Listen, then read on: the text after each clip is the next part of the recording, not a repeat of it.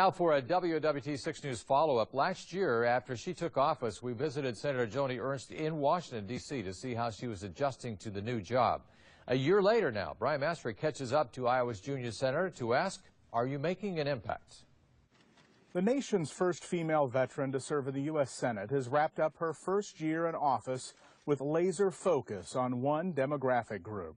I have really focused a lot on veterans issues, on my logistics, ordinance. It makes sense when you realize it's in the wheelhouse of Iowa Senator Joni Ernst. She's from Red Oak and spent 25 years in the National Guard. First bill that I introduced in the United States Senate last year was improving and expanding access to veterans for mental health care.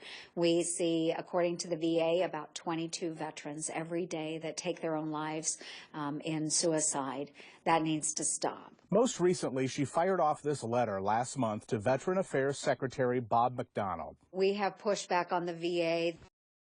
Senator Ernst is demanding answers after an inspector general report uncovered at least 23 veterans who contacted the Veterans Crisis Line, and their calls went to voicemail. The messages were never returned. Absolutely horrified that this would happen to veterans at a point where they are very vulnerable.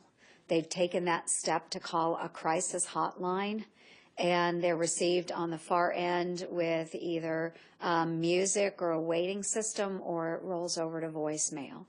Totally unacceptable. That should never happen. Senator Ernst is urging the VA and the crisis line, whose calls have increased by more than 100% in a year, to have the backs of the troops who protect our freedoms.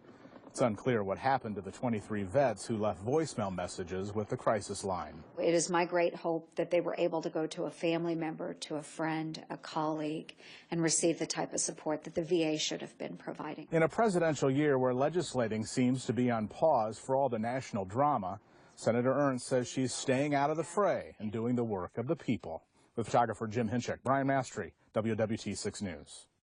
Earlier this month, Senator Ernst urged the Army to make a change. It would allow women Air Force pilots who flew domestic missions during World War II to be buried at Arlington National Cemetery. A recent rule change